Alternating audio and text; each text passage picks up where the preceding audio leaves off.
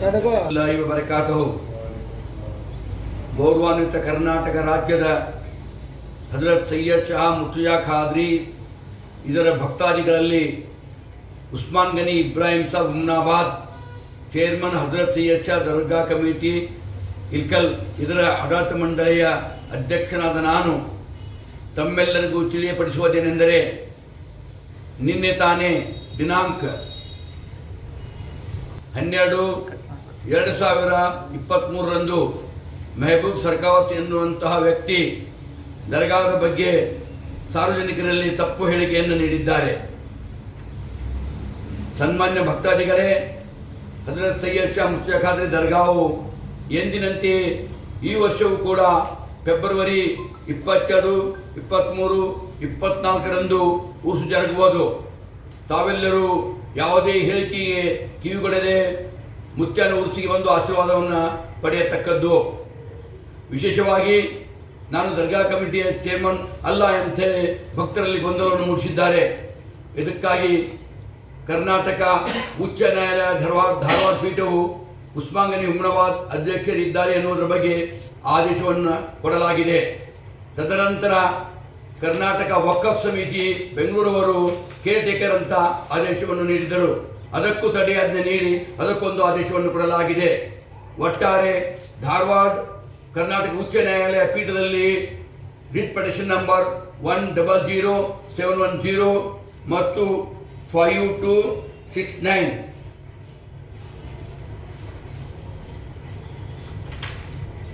ಇನ್ನೊಂದು 102526 ಕರ್ನಾಟಕ ಉಚ್ಚ ನ್ಯಾಯಾಲಯ ಧಾರವಾಡ ಪೀಠದಲ್ಲಿ 100710/22 ಮತ್ತು 102526 ಆಫ್ 2023 ಎರಡು ತಡೆಯಾಜ್ಞೆಗಳು ಕರ್ನಾಟಕ ಉಚ್ಚ ನ್ಯಾಯಾಲಯದಲ್ಲಿ ಇರುತ್ತದೆ. ಅದಕ್ಕೆ ಸಂಬಂಧಪಟ್ಟು ನಾನೆಲ್ಲ ಭಕ್ತಾದಿಗಳಿಗೆ ತಿಳಿಸಪಡಿಸುತ್ತೇನೆ. ದರ್ಗಾ ಕಮಿಟಿಯ ಆಸ್ತಿ, ದರ್ಗಾ ಕಮಿಟಿಯ ಅಂಗಡಿಗಳು, ದರ್ಗಾ ಖಾಲಿ ಆವರಣದಲ್ಲಿ ಇರುವಂತಹ ಕಾಯಿಪಲ್ಯ ಮಾರುವಂಥ ಅಂಗಡಿಗಳ ಮುಗ್ಗಟ್ಟುಗಳ ಹಣವನ್ನು ನಾವು ಸ್ವೀಕರಿಸುತ್ತಿದ್ದೇವೆ. ಆ ಹಣದಿಂದ ದರ್ಗಾ ಕಮಿಟಿಗೆ ಸಂಬಂಧಪಟ್ಟ ಎಲ್ಲ ಖರ್ಚು ವೆಚ್ಚವನ್ನು ನಿಭಾಯಿಸುತ್ತಾ ಇದ್ದೇವೆ. ತಾವೆಲ್ಲರೂ ಪ್ರತಿ ವರ್ಷದಂತೆ ಈ ವರ್ಷವೂ ಕೂಡ ಉರ್ಸು ನಡೆಯುತ್ತದೆ, ಅದರ ಬಗ್ಗೆ ಸಂಶಯ ಇಲ್ಲ. ಹೋದ ವರ್ಷ ಬಿಜೆಪಿ ಸರ್ಕಾರದಲ್ಲಿ ದೊಡ್ಡನಗೌಡ ಜಿ ಪಾಟೀಲ್ ಎನ್ನುವಂಥ ಶಾಸಕರ ಪತ್ರವನ್ನು ತೆಗೆದುಕೊಂಡು ಮೆಹಬೂಬ್ ಸರ್ಕಾವಸ್ ಎನ್ನುವರು ಬಾಗಲಕೋಟೆ ಜಿಲ್ಲಾ ವಕ್ಫ್ ಸಮಿತಿಯ ಸಲಹಾ ಸಮಿತಿಯ ಎಕ್ಸಿಕ್ಯೂಟಿವ್ ಸಮಿತಿ ಅಲ್ಲ, ಸಲಹಾ ಸಮಿತಿಯ ಅಧ್ಯಕ್ಷರಾಗಿದ್ದೇನೆ ಅಂತ ಹೇಳುತ್ತಾರೆ. ನಾನು ನೋಡಿದಾಗ ಕರ್ನಾಟಕ ಅಧಿಕೃತ ಪತ್ರದಲ್ಲಿ ನಾನು ಆದೇಶ ಪಟ್ಟಿಯನ್ನು ನೋಡಿರುವುದಿಲ್ಲ. ನಾನು ತಮ್ಮೆಲ್ಲರಿಗೆ ತಿಳಿಯಪಡಿಸುವುದೇನೆಂದರೆ, ನಾನು ಅಧ್ಯಕ್ಷನಾಗಿದ್ದೇನೆ. ನನ್ನ ಬದಲಾಗಿ ನಾನು ಅಧ್ಯಕ್ಷರಿಲ್ಲ ಎಂದಾದರೆ ಅಧ್ಯಕ್ಷರು ಯಾರಿದ್ದಾರೆ ಎನ್ನುವಂಥ ಪ್ರಶ್ನೆ ನಾನು ಅವರಿಗೆ ಕೇಳಬಯಸುತ್ತೇನೆ. ನಾನು ದರ್ಗಾ ಕಮಿಟಿ ಅಧ್ಯಕ್ಷ ಅಂತ ಸೀಲ್ ಹೊಡೆದು ಬ್ಯಾಂಕಲ್ಲಿ ಹಣ ತೆಗೆಯುವಂಥ ಶಕ್ತಿಯನ್ನು ಹೊಂದಿದ್ದೇನೆ. ನಾನು ಇಲ್ಲಂತಾದರೆ ತಾಕತ್ತಿದ್ದರೆ ಯಾರು ತೆಗೆಯುತ್ತಾರೆ ಅದನ್ನು ನನಗೆ ತಿಳಿಸಿಕೊಡಬೇಕು. ಮಾನ್ಯರೇ, ತಮ್ಮೆಲ್ಲರಿಗೂ ತಿಳಿಯಪಡಿಸುವುದೇನೆಂದರೆ, ಉರುಸಿನ ಮುಂಚೂಣಿಯಲ್ಲಿ ಉರುಸು ಬರುವಾಗ ಈ ಗೊಂದಲವನ್ನು ಸೃಷ್ಟಿಸುವಂಥ ಜನರು ಸುಮಾರು 30 ವರ್ಷಗಳಿಂದ ಬರ್ತಾ ಇದ್ದಾರೆ. ತಾವು ಅದಕ್ಕೆ ತಲೆಕೆಡಿಸಿಕೊಳ್ಳಬೇಕಾಗಿಲ್ಲ. ದರ್ಗಾ ಸಮಿತಿ ಕಾನೂನುಬದ್ಧವಾಗಿ ಕರ್ನಾಟಕ ಉಚ್ಚ ನ್ಯಾಯಾಲಯದ ಆದೇಶದಂತೆ ಪ್ರತಿ ವರ್ಷವೂ ಕೂಡ ಈ ವರ್ಷವೂ ಸಹಿತ ಉರುಸು ವಿಜೃಂಭಣೆಯಿಂದ ಜರುಗುತ್ತದೆ. ಕರ್ನಾಟಕ ವಕ್ಫ್ ಬೋರ್ಡ್ ಕೇರ್ ಟೇಕರ್ ಅಂತ 2 ಸಾರಿ ಆದೇಶವನ್ನು ನೀಡಿತ್ತು. ಆ 2 ಸಾರಿಯೂ ಸಹಿತ ನಾವು ಹೋಗಿ ಕರ್ನಾಟಕ ಉಚ್ಚ ನ್ಯಾಯಾಲಯ ಧಾರವಾಡ ಪೀಠದಲ್ಲಿ ತಡೆಯಾಜ್ಞೆಯನ್ನು ತಂದಿದ್ದೇವೆ. ಆ 2 ಕೇಸ್ಗಳು ಇನ್ನುವರೆಗೂ ನ್ಯಾಯಾಲಯದ ವಿಚಾರಣೆಯಲ್ಲಿ ಇರುತ್ತವೆ. ಕಾರಣ, ನ್ಯಾಯಾಲಯದ ವಿಚಾರಣೆ ಆಗುವವರೆಗೂ ನಾನು ಅಧ್ಯಕ್ಷನಾಗಿದ್ದೇನೆ ಎನ್ನುವಂಥ ಮಾತನ್ನು ಕೈ ಎತ್ತಿ ಹೇಳುತ್ತೇನೆ. ಯಾರ ಹೇಳಿಕೆಗಳಿಗೆ, ಯಾರ ಗೊಂದಲ ಸೃಷ್ಟಿಸುವಂಥ ಮಾತುಗಳಿಗೆ ತಾವು ಯಾರು ಕಿವಿಗೊಡಬಾರದು. ನಮ್ಮ ಹಜರತ್ ಸೈಯದ್ ಶಾ ಮುರ್ತುಜಾ ಖಾದ್ರಿಯವರ ಆಸ್ತಿ ಬಹಳ ಕಾಳಜಿಪೂರ್ವಕವಾಗಿ ವ್ಯವಸ್ಥಿತವಾಗಿ ರಕ್ಷಣೆ ಹೊಂದಿದೆ. ಅದರ ಜೊತೆಗೆ ಒಂದು ಬ್ರಿಲಿಯಂಟ್ ಕಾನ್ವೆಂಟ್ ಸ್ಕೂಲ್ ನಡೀತಾ ಇದೆ. ಅದರ ಜೊತೆಗೆ ಇಲ್ಕಲ್ ನಗರದಲ್ಲಿ ಯಾರು ಹೊಂದದೇ ಇರುವಂತಹ ಬಹುದೊಡ್ಡವಾದ ಒಂದು ಫಂಕ್ಷನ್ ಹಾಲನ್ನು ಕೂಡ ಕಟ್ಟಲಾಗಿದೆ. ಅದಕ್ಕೆ ತಗಲಿರುವ ವೆಚ್ಚ ಕನಿಷ್ಠ 2 ಕೋಟಿ ರೂಪಾಯಿಗಳು ಮಾತ್ರ. ಭಕ್ತಾದಿಗಳೇ, ತಾವು ನೋಡಿರಬಹುದು, ನಮ್ಮ ದರ್ಗಾ ಕಮಿಟಿ ಸುಮಾರು 67 ವರ್ಷಗಳಿಂದ ಆಡಳಿತದಲ್ಲಿರುತ್ತದೆ.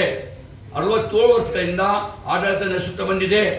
ಮೊನ್ನೆ ತಾನೇ ದರ್ಗಾದ ಗುರುಗಳಾಗಿರುವಂಥ ಫೈಸಲ್ ಪಾಷಾರವರು ಇದಕ್ಕೆ ನಾನು ಹೊಣೆಗಾರನಿದ್ದೇನೆ, ಅಂಗಡಿ ಬಾಡಿಗೆ ನನಗೆ ಕೊಡಿ ಅನ್ನುವಂಥ ನೋಟಿಸನ್ನು ಕಳಿಸಿದ್ದರು. ಅದು ಕಾನೂನು ಬಾಹಿರ. ಈ ಉಸ್ಮಾನ್ ಗನಿ ಅಧ್ಯಕ್ಷನಾದ ನಾನು ತಮ್ಮೆಲ್ಲರೂ ಕೈ ಎತ್ತಿ ಹೇಳ್ತಾ ಇದ್ದೇನೆ, ಕಾನೂನುಬದ್ಧವಾಗಿರುವಂತಹ ನಾನು ದರ್ಗಾ ಕಮಿಟಿಯ ಚೇರ್ಮನ್ ಆಗಿ ಸೇವೆ ಸಲ್ಲಿಸುತ್ತಾ ಇದ್ದೇನೆ. ನಾನು ಅಂಗಡಿಕಾರರಲ್ಲಿ ವಿನಂತಿಸಿಕೊಳ್ತಾ ಇದ್ದೇನೆ, ತಿಳಿಸ್ತಾ ಇದ್ದೇನೆ, ನನ್ನ ಹೊರತಾಗಿ ಬೇರೆ ಯಾರಾದರೂ ಬಂದು ತಮಗೆ ಬಾಡಿಗೆ ಹಣವನ್ನು ಕೇಳಿದರೆ ಅದನ್ನು ತಾವು ಕೊಟ್ಟಿದ್ದೇ ಆದರೆ ಅದಕ್ಕೆ ತಾವು ಹೊಣೆಗಾರರಿದ್ದೀರಿ. ಈ ಮಾತನ್ನ ಇಡೀ ಜಗತ್ತಿನಾದ್ಯಂತ, ದೇಶಾದ್ಯಂತ, ರಾಜ್ಯಾದ್ಯಂತ ಎಲ್ಲ ಭಕ್ತಾದಿಗಳಿಗೂ ಸ್ಪಷ್ಟಪಡಿಸ್ತಾ ಇದ್ದೇನೆ.